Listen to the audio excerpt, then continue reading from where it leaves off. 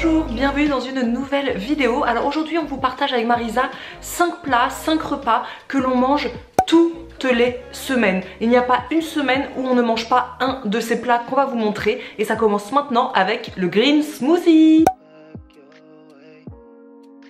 Donc vous le savez maintenant, hein, je pense qu'on va pas rester 350 ans sur ce repas. Vous le savez, avec Isadora on adore commencer nos journées par un smoothie.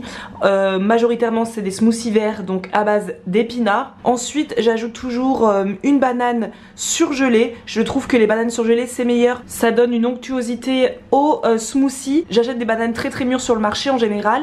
Et quand je rentre à la maison, je les dispose dans une boîte de conservation en verre. Moi je les coupe toujours en deux, hein, parce que je trouve ça plus pratique après pour démouler le matin. Donc je les coupe en deux et je les dispose dans une boîte de conservation en verre que je laisse après au congélateur. Et quand j'ai envie d'un smoothie, et bien j'ai juste à sortir les bananes du congèle. Ensuite j'ajoute un fruit, donc là c'est l'automne-hiver, donc c'est ou une pomme ou une poire. Et j'ajoute ensuite, ça dépend, soit une cuillère à soupe de purée d'amande, soit une cuillère à soupe de yaourt de noix de coco, donc non sucré. Ça ajoute une petite pointe exotique au smoothie.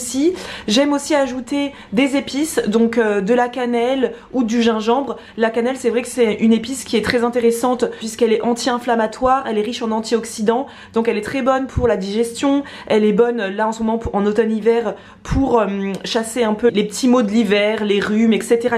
Donc j'avoue que j'aime beaucoup en mettre dans mon smoothie le matin. Et ensuite j'ajoute du liquide, donc parfois du lait végétal, parfois de l'eau, une date pour ajouter du sucrant, sinon le smoothie il est pas très sucré. Et c'est pas toujours que je fais ça, mais de temps en temps j'aime bien ajouter 3 cuillères à soupe de flocons d'avoine dans mon smoothie. Le matin c'est intéressant parce que c'est plus nourrissant et plus rassasiant. Je le fais pas tout le temps, mais là ce matin j'avais envie d'ajouter des flocons d'avoine. Voilà pour ce premier repas que l'on déguste toutes les semaines.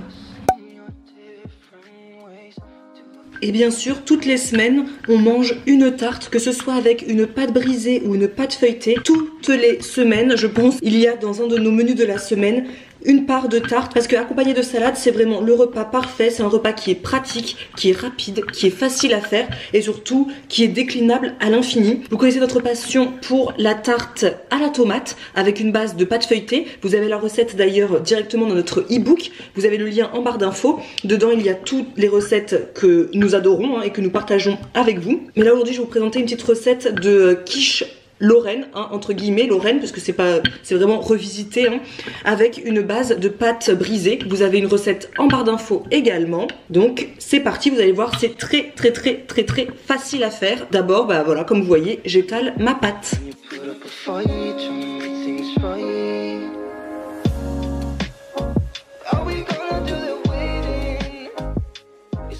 Pour cette recette de quiche Lorraine, donc entre guillemets, on aura besoin de 3 œufs, de 20 centilitres de lait, donc là moi c'est de la boisson d'avoine, hein, du lait végétal, de 200 g de tofu fumé. Vous pouvez mettre aussi bien évidemment des lardons, hein, mais moi j'en ai jamais dans mon frigo. J'ai souvent du tofu, donc je vais utiliser 200 g de ce tofu là. Également il nous faut 20 centilitres de crème, donc moi j'utilise de la crème soja puisque c'est ce que j'ai souvent à la maison.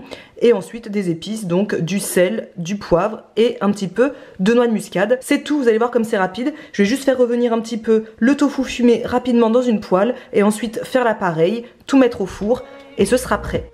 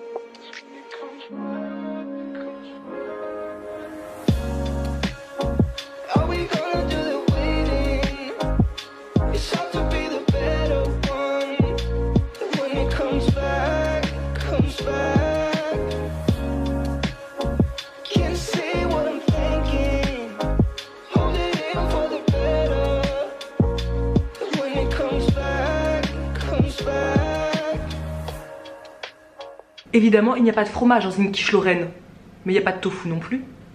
Donc imaginez que c'est une quiche Lorraine, sans lardon, avec du gruyère parce que le fromage, bah, c'est la vie.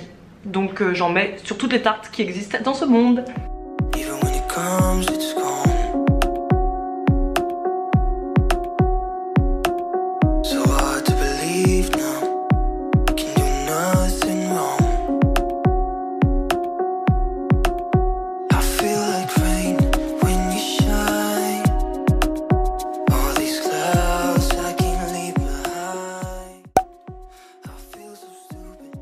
Également, ce qu'on fait toutes les semaines, c'est de la pâtisserie. Il n'y a pas une semaine, je pense, où je ne mange pas une pâtisserie. À cette période de l'année, donc là c'est l'automne, on adore manger des petits desserts réconfortants et fait maison, c'est bien meilleur. Et là je vais faire des cookies pour les petits desserts des soirs de la semaine. Je vais faire des cookies qui sont déjà sur le blog. Ce sont les cookies croustillants qu'il y a sur le blog depuis très longtemps. Donc je vous mets le lien en barre d'infos et je vous montre ça tout de suite. C'est vraiment super bon et comme d'habitude très rapide à préparer. Il faut normalement un œuf, mais la petite astuce, comme je n'ai pas d'œuf, on est dimanche, il est 15 h et là il n'y a plus rien d'ouvert, je vais mettre à la place 50 g de compote de pommes, ou vous pouvez mettre également 50 g de bananes bien mûres écrasées. Là je vais opter pour de la compote parce que même si j'ai de la banane, j'ai pas envie que mes cookies aient le goût de banane. Également je n'ai pas de beurre de cacahuète, donc c'est pas grave, je vais mettre de la purée d'amande à la place.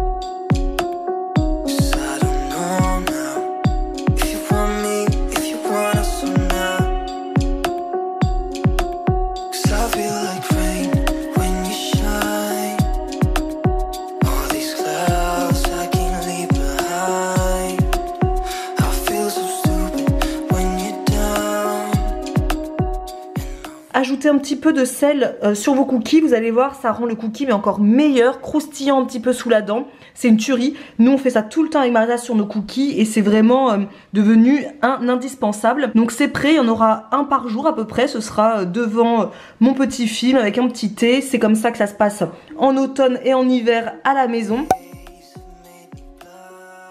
Pour préparer ce repas, j'ai opté pour une courge butternut, également un potimarron, un oignon rouge, une patate douce, une gousse d'ail et je crois que c'est tout. C'est vraiment un repas extrêmement simple et parfait pour un meal prep d'ailleurs, puisqu'il suffit tout simplement d'éplucher les légumes qui nécessitent d'être épluchés, de les couper en petits dés de façon homogène, donc on essaye que tous les cubes soient de même taille. Ce sont des légumes à chair ferme qui nécessitent le même temps de cuisson, donc c'est parfait. Donc on coupe tout ça en cubes. L'ail on le fait en chemise, ça veut dire que vous prenez l'ail, vous n'enlevez pas la peau, vous le mettez directement comme ça au four avec la peau, c'est absolument divin. Une poêlée de légumes sans ail en chemise, ce n'est pas une vraie poêlée de légumes les amis, goûtez ça, c'est une tuerie. Et ensuite une fois que vous avez tout découpé, il suffit de tout déposer sur une plaque de cuisson recouverte d'un tapis cuisson et d'y ajouter donc l'assaisonnement de votre choix. Moi c'est en général 2 cuillères à soupe d'huile d'olive et cette fois-ci j'ai opté pour sel, poivre et herbes de Provence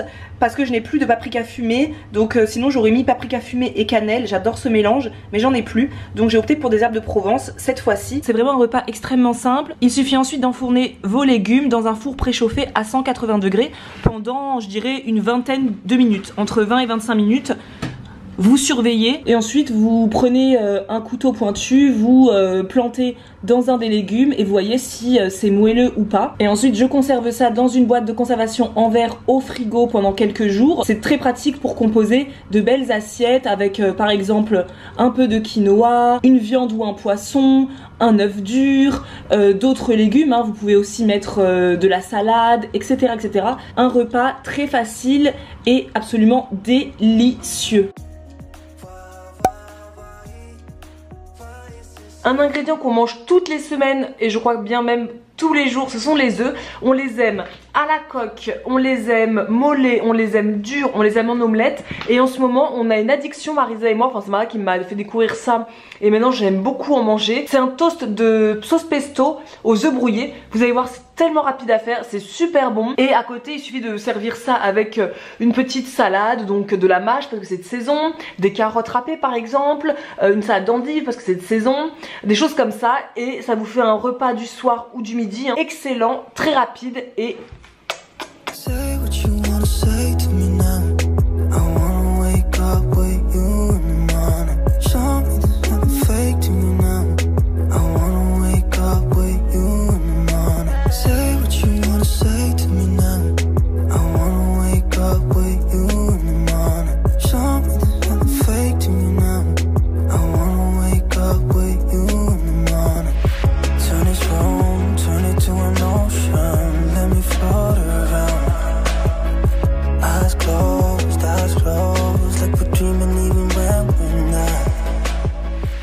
Quelques petites minutes après, bah voilà, c'est prêt, il n'y a plus qu'à faire de l'assemblage. Donc j'ai fait griller une petite tartine de pain. Mes œufs brouillés sont prêts, il suffit juste de mettre sur ma tartine de pain une belle cuillère à soupe de pesto. Moi j'utilise ce pesto, c'est celui que j'achète tout le temps parce que je trouve la compo très bonne et il est très très bon. Donc je vais pouvoir étaler mon pesto sur ma tartine. Ensuite j'ajoute une tranche de fromage dessus.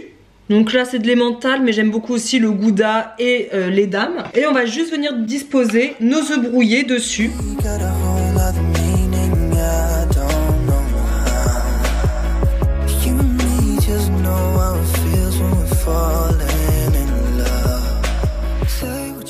Et voilà, l'assiette est prête. Alors ça paie pas de mine comme ça, mais essayez parce que c'est vraiment délicieux. Et voilà, la vidéo se termine ici. On espère sincèrement que ces quelques idées de repas vous auront plu.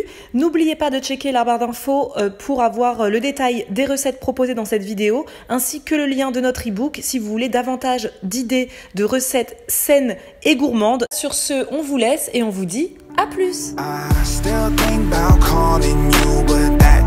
Causes problems now. Still think I'm falling too. You took